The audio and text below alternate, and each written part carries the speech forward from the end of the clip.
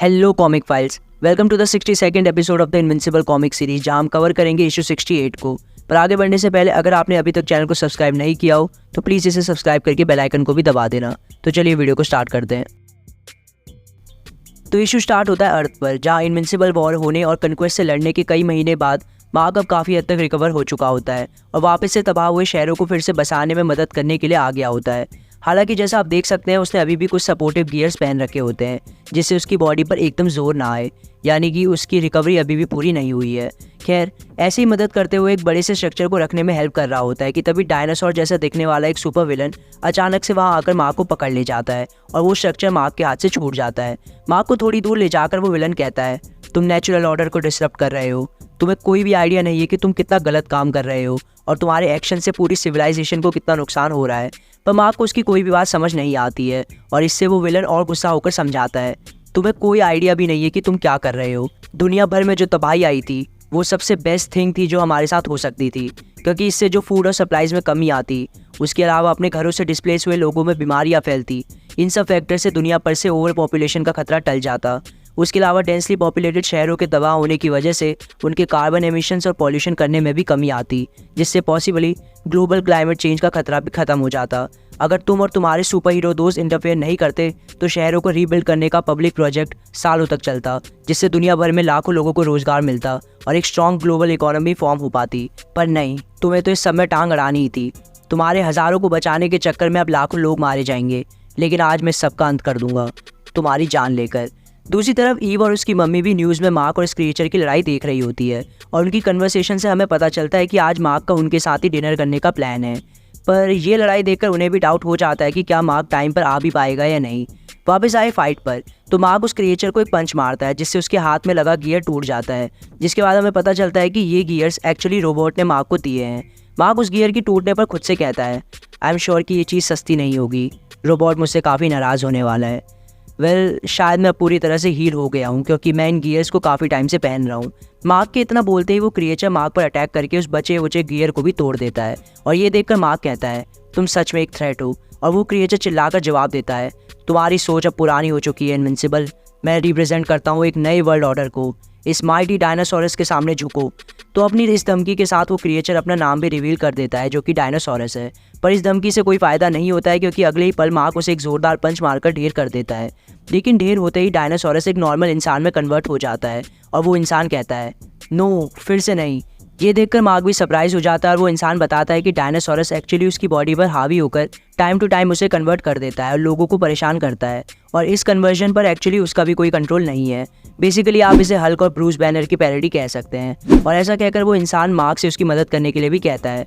पर जैसा आपको याद होगा कि लास्ट वॉल्यूम के एंड तक मार्क ने ओलिवर से ये कहा था कि अब उसे जो भी अपने या अपने लव्ड वंस के लिए एक बड़ा थ्रेट लगेगा उसे जान से मारने में मार्क हिचकिचाएगा नहीं। और कुछ देर पहले ही डायनासोरस को देखकर मार्क ने कहा कि वो भी उसे एक प्रॉपर थ्रेट लग रहा है। तो अपनी नई फिलॉसफी को फॉलो करते हुए वो उस इंसान को गर्दन से पकड़कर उठा लेता है, जिससे वो इंसान डर जाता है। पर इससे पहले मार्क कुछ करता वहाँ newly formed guardians of the globe team पहुंच जाती है और मार्क से कहती है कि यहाँ से आगे वो इस केस को संभाल लेंगे और उन्हें देखकर मार्क उस इंसान को छोड़ भी देता है। पर रोबोट को मार्क के एक्सप्रेशन देखकर डाउट हो जाता है और वो उससे पूछता है, इनविंसिबल, तुम उसके साथ क्या करने वाले थे? तुम श्योरली उसे मारने के बारे में तो। पर इतने में ही सीन फास्ट फॉरवर्ड हो जाता है और हम चलते हैं ईव के घर पर, जहाँ प्लान के अकॉर्डिंग मार्क डिनर करने पहुँच जाता है और ईव से रोबोट के सवाल और पूरी सिचुएशन के बारे में बात करते हुए कहता है, मुझे समझ नहीं आ रहा था कि मैं क्या जवाब दूँ। ये सवाल सुनकर जो सबसे पहला जवाब मेरे मन में आया था वो था, हाँ, मैं इसे मारने वाला था। पर इस तरह से सुनने में ये बात खुद मुझे ही गलत लग रही है। ईव पूछती है, क्या तुम सच में उसे मारने वाले थे? मार्क जवाब देता है, उसने हर तरह की डैमेज करी और वो ये कह रहा था कि कैसे शहरों का तबाह होना एक्चुअली अच्छा है और मुझे उन्हें रीबिल्ड करने में हेल्प नहीं करना चाहिए। क्या अपनी बात सही करने के लिए वो फिर से शहर को तबाह करेगा? उसे एक बार में ही ख़त्म करके मैं कितने लोगों को बचा सकता हूँ? अब मेरा दिमाग बस इसी तरह से सोच रहा है। मुझे वंस एंड फॉर ऑल उनका किस्सा ख़त्म कर देना चाहिए ताकि इन फ्यूचर वो किसी को और को भी परेशान ना कर सके और किसी के लिए भी खतरा ना बन सके। पर ये फिर से वही सवाल पूछती है कि क्या मार्क ऐसा कर भी पाएगा? मार्क कहता है, पता नहीं, कन्क्वेस्ट, आर्मस्ट्रॉन्ग, इन सब में मेरा पर्सनल स्टेक इन्वॉल्व था। पर यह बंदा सिर्फ एक बेवकूफ़ सा बच्चा था। मुझे एक्चुअली उसके लिए बुरा भी लग रहा था, पर शायद मैं उसे फिर भी मार ही देता। I don't know. ईव कहती है कि अच्छी बात है कि वो इस बारे में श्योर नहीं है, यानी कि मार्क अभी भी पूरी तरह से किलिंग मोड में नहीं आया है, जिसके बाद ईव उनके पेरेंट्स के पास चलने को कहती है ताकि उन्हें ये ना लगे कि वो उन्हें अवॉइड कर रहे हैं। इसके साथ ही वो मार्क को वहाँ आने के लिए थैंक्स भी कहती है, जिस पर मार्क कहता है नो प्रॉब्लम ईव, ये कितना ही बुरा हो सकता है। जिस पर ईव एक अजीब सी शक्ल बनाती है और सीन फास्ट फॉरवर्ड होता है उनके डिनर करने पर। कुछ देर तक सब एक ऑकवर्ड साइलेंस के साथ खाना खाते रहते हैं, लेकिन थोड़ी देर बाद कुछ बात शुरू करने के लिए ईव की मम्मी मार्क से पूछती है तो मार्क तुम्हारे पापा क्या काम करते हैं। ये सुनकर मार्क ऑब्वियसली एम्बेरस हो जाता है और ईव अपनी मम्मी पर चिल्लाने लगती है, पर उसकी मम्मी को अभी भी रियलाइज़ नहीं होता कि उसने क्या गलत बोला। लेकिन तभी ईव के पापा चिल्लाते हुए उसे याद दिलाते हैं कि मार्क के पापा ओमनी मैन है और मार्क और ओमनी मैन के बीच जो कुछ भी हुआ वो पूरी दुनिया को पता है और इसलिए मार्क उनके बारे में बात नहीं करना चाहेगा। ऐसे ही एक दूसरे पर चिल्लाते हुए बात काफ़ी बिगड़ जाती है, पर इवेंचुअली मार्क की वजह से सब शांत हो जाते हैं और बात बदलने के लिए मार्क ईव के पापा से पूछता है कि क्या उन्हें स्पोर्ट्स पसंद है। खैर सीन फास्ट फॉरवर्ड होता है जहां अब वो सभी डिनर कर चुके होते हैं और ईव और उसकी मम्मी बर्तन धोने चले जाती है। वहीं ईव के पापा मार्क को कुछ बात करने के लिए बाहर लॉन में बुला लेते हैं, जिसके बाद ईव के पापा जो कुछ कहते हैं वो मैं लाइन बाय लाइन यहाँ तो नरेट नहीं करने वाला, आप चाहे तो स्क्रीन पर देख के पढ़ भी सकते हैं। पर इन शॉर्ट वो मार्क को टॉन्ट मारते हुए थैंक्स कहकर बताते हैं कि उन्हें पता है कि ईव का इससे पहले भी एक बॉयफ्रेंड रह चुका है। यहाँ वो रेक्स की बात कर रहे हैं और ईव के पापा को पूरा यकीन है कि ईव उसके साथ भी एक ना एक बार तो रंगारंग कार्यक्रम रचा चुकी होगी, if you know what I mean. जिसके बाद वो बस यही कहते हैं कि भाई उन्हें तो सील पैक्ड आइटम ही पसंद है, again if you know what I mean. पर मार्क फटे हुए माल से भी काम चला रहा है तो बहुत अच्छी बात है। तो आप लोग समझ ही गए होंगे यहाँ किस बारे में बात हो रही है। और ये सब बातें तब और अजीब लगती है जब हमें रियलाइज़ होता है कि ये आदमी एक्चुअली अपनी ही बेटी के कैरेक्टर के बारे में ये सब बातें कर रहा है। तो अब हमें भी रियलाइज़ होता है कि क्यों ईव मार्क के उसके पेरेंट्स से मिलना कितना ही बुरा हो सकता है वाली बात पर अजीब सी शक्ल बना रही थी, क्योंकि उसे पता था कि उनसे मिलना सच में काफ़ी बुरा हो सकता है। तो अपनी गर्लफ्रेंड के बारे में उसके ही डैड से इतनी अजीब बातें सुनने के बाद मार्क ऑब्वियसली सदमे में होता है, पर ईव को बुरा ना लगे इसलिए वो उसे कुछ नहीं बताता है और ईव उसके पेरेंट्स से मिलने के लिए मार्क को थैंक्स कहती है और साथ ही उससे पूछती है कि क्या वो कल के लिए रेडी है, जिस पर मार्क हाँ कहता है। यहाँ ईव किस चीज़ के लिए मार्क को रेडी होने के लिए कह रही थी ये हमें पता चलता है अगले सीन में, क्योंकि सीन फास्ट फॉरवर्ड होता है अगले दिन में, जहाँ स्ट्रॉन्ग होल्ड प्रिजन में मार्क और ईव दोबारा अपने उसी बिजनेस को स्टार्ट करने की कोशिश करते हैं जिसे वो इनविंसिबल वॉर से पहले करने वाले थे। बेसिकली प्रिजन्स और दूसरी खतरनाक जगहों पर मार्क का ऐसा सुपर हीरो सर्विस देना। लेकिन इस बार वहाँ का वार्डन इस सर्विस में इंटरेस्टेड नहीं होता है, क्योंकि इनविंसिबल वॉर के टाइम पर भी वो इनविंसिबल से अपने प्रिजन को प्रोटेक्ट करवाना एक्सपेक्ट कर रहा था, जो हमें पता है कि इवेंचुअली नहीं हो पाया और वहाँ से कई सारे प्रिजनर्स भाग गए और फिर उसके बाद कन्क्वेस्ट आ गया, जिससे लड़ने के बाद मार्क महीनों तक इंजर्ड रहा। तो इसके जवाब में ईव कहती है भले हमारे एग्रीमेंट में ये स्पेसिफिकली लिखा नहीं हुआ था, पर मैं मानती हूँ कि आप ये खुद समझेंगे कि कोई भी वर्ल्ड थ्रेटनिंग इवेंट हमारे क्लाइंट्स की सर्विस से हमेशा ऊपर ही रहेगा और पहले इनविंसिबल उसे ही सॉल्व करेगा। मार्क भी इस बात को सपोर्ट करते हुए कहता है ऐसा सेफ प्रिजन किस काम का जिसके आसपास की दुनिया ही तबाह हो चुकी हो, राइट। वार्डन कहता है कि ये बात वो समझता है, पर इस वजह से तो इनविंसिबल उसके लिए कभी अवेलेबल ही नहीं होगा। मार्क फिर मजाक के अंदाज में कहता है मैं अभी अवेलेबल हूँ, पर ईव अपनी सीरियसनेस मेंटेन करके कहती है ऐसा टाइम टू टाइम होता रहेगा, ये अनअवॉइडेबल है, पर फिर भी ये सर्विस कंसीडर करने लायक है। अगर वो साल में एक भी ऐसे इंसिडेंट को रोक देगा तो भी आपका कितना फ़ायदा होगा ये मैं आपको पिछली बार समझा ही चुकी हूँ। वार्डन कहता है कि इस मीटिंग से पहले तो वो इस कॉन्ट्रैक्ट को ऑल टुगेदर कैंसिल ही करने की सोच रहा था, तो अब अगर वो ये कॉन्ट्रैक्ट चाहते हैं तो उन्हें सेम प्राइस पर एक्स्ट्रा 6 महीने सर्विस प्रोवाइड करनी होगी। मार्क इस पर ओके भी कहने वाला होता है, पर ईव सिर्फ 3 महीने के लिए ही मानती है और एट द एंड वार्डन उसके लिए मान जाता है और एक बार फिर मार्क और ईव अपना बिजनेस चालू करने की राह पर आगे बढ़ जाते हैं। वहाँ से बाहर निकलने के बाद मार्क ईव की तारीफ़ करता है और ईव मार्क से कहती है कि उसे इतनी आसानी से हर चीज़ के लिए नहीं मान जाना चाहिए, नहीं तो आज वो फ्री 6 महीनों के लिए मान जाता और उनका अपना घर लेने का सपना बस सपना ही रह जाता। मार्क सॉरी कहता है और पूछता है कि क्या वो उड़ने में कंफर्टेबल हैं। तो जैसा आपको याद होगा कि लास्ट वॉल्यूम में कन्क्वेस्ट से हुई लड़ाई के बाद से ईव की पावर सही तरह से काम नहीं कर पा रही थी और इसी वजह से मार्क ईव से एक क्वेश्चन पूछता है, जिस पर ईव बताती है कि अभी मार्क के उसके साथ होने की वजह से ही वो उड़ने का रिस्क ले पा रही है और पिछले कुछ दिनों से उसकी पावर्स ठीक काम कर रही है, तो उसे उम्मीद है कि अब सब ठीक हो गया है। ईव आगे कहती है एक अच्छी खबर ये है कि मुझे कुछ पावर प्लांट से हमारी सर्विस की इंक्वायरी के लिए कॉल आया है, मतलब तुम रियलाइज़ कर सकते हो कि हम कितना पैसा बना लेंगे अगर हमारे 6 रेगुलर क्लाइंट्स भी हो पाए तो। मार्क जवाब देता है मुझे नहीं पता, पर जब तक तुम्हें पता है तब तक मुझे कोई टेंशन नहीं है।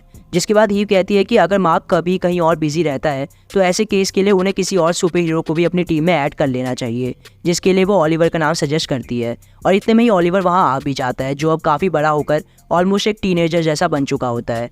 ऑलिवर आकर बताता है कि डेबी आज पॉल के साथ ही रुकने वाली है, तो उन दोनों के लिए घर खाली रहेगा, वो चाहे तो वहाँ कुछ भी कर सकते हैं, लाइक कुछ भी।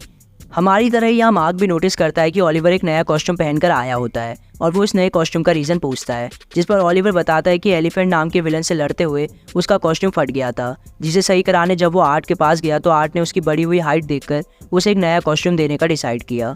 यहाँ ओलिवर मार्क से ये भी पूछता है कि मार्क खुद भी पहले शायद एलिफेंट से लड़ चुका है, लेकिन मार्क को कुछ याद नहीं आ रहा होता है। और एक्चुअली ये इस कॉमिक सीरीज़ में चल रहा है एक लॉन्ग रनिंग जोक है, क्योंकि एलिफेंट सच में मार्क से लड़ चुका है और वो मार्क को अपना एक आर्क नेमेसिस मानता है, लेकिन दूसरी तरफ मार्क के लिए वो इतना कमज़ोर था कि उसे ये भी ध्यान नहीं है कि वो कभी उससे लड़ा भी था या नहीं। इवन रोबोट और रेक्स ने भी अलग अलग मोमेंट्स में मार्क को सेम बात बताई थी कि वो लोग एलिफेंट से लड़े थे और एलिफेंट इनविंसिबल से बदला लेना चाहता है, लेकिन इतनी बार याद दिलाने और बताने के बाद भी मार्क को आज तक उसका नाम भी याद नहीं रहता है। खैर, इसी बीच ओलिवर अपना नया सुपर हीरो नाम भी बताता है, जो कि है यंग ओमनी मैन, और ये बताने के बाद वो पेट्रोलिंग के लिए वहाँ से निकल जाता है। उसका ऐसे बात करना ईव को अच्छा नहीं लगता है, पर मार्क सिर्फ इसी बात पर फोकस करता है कि अब घर सिर्फ इन दोनों के लिए खाली पड़ा हुआ है। खैर, सीन चेंज होता है। इस बार हम चलते हैं मुआवे डेजर्ट की सीक्रेट फैसिलिटी में, जहां आपको याद हो तो लास्ट वॉल्यूम में हमने देखा था कि कैसे सेसिल ने मार्क से झूठ बोलकर अभी भी कन्क्वेस्ट की बॉडी को इस फैसिलिटी में जिंदा रखा हुआ था। तो सेसिल का प्लान ये था कि अगर कन्क्वेस्ट किसी तरह से उस स्टील से भरे कंटेनर से निकल भी गया तो उस जगह पर एक जोरदार ब्लास्ट होगा जिससे कन्क्वेस्ट मारा जाएगा। हालांकि यहाँ सेसिल ये भूल गया कि कन्क्वेस्ट सबसे स्ट्रॉन्गेस्ट विल्ट्रूमाइट्स में से एक है। तो कन्क्वेस्ट इतने टाइम के बाद होश में आता है और होश में आते ही कहता है, उस बच्चे ने मुझे जिंदा छोड़ दिया, बेवकूफ़। और ऐसा कहकर कन्क्वेस्ट अपना पूरा जोर लगाकर उस 400 टन से भरे स्टील के कंटेनर से बाहर निकल जाता है। और जैसा सेसिल ने बताया था कि उसके ही अकॉर्डिंग कन्क्वेस्ट के बाहर निकलने की कोशिश में उस फैसिलिटी में एक बहुत बड़ा इंप्लोजन होता है, लेकिन कन्क्वेस्ट इस सबसे भी बचकर जिंदा रह जाता है और वहाँ से उड़ते हुए स्पेस में चले जाता है और वहाँ से अर्थ की तरफ देखकर एक ईविल स्माइल करके स्पेस में ही अर्थ से दूर कहीं जाने लगता है। ये सब जैसे ही सेसिल को पता चलता है तो उसे रियलाइज़ होता है कि इस बार उसकी ज़रूरत से ज़्यादा करी हुई चालाकी पूरे प्लेनेट पर कितनी भारी पड़ने वाली है।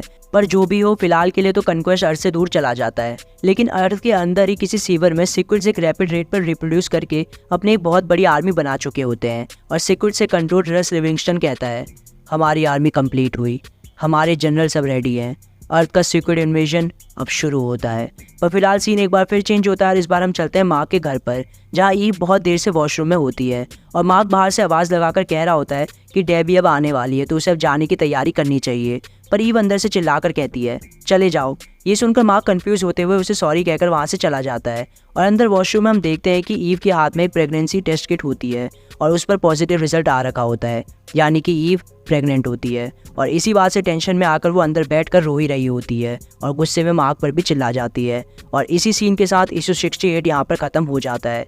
तो लास्ट सीन से कहानी में आए ट्विस्ट और सेसिल के कन्क्वेस्ट को जिंदा रखने की मिस्टेक पर आपका क्या सोचना है कमेंट्स में ज़रूर बताना। उसके अलावा वीडियो पसंद आई हो तो इसे लाइक करके अपने दोस्तों के साथ भी शेयर कर देना। तो आज के लिए बस इतना ही। So thank you for watching comic files. मिलते हैं नेक्स्ट वीडियो में।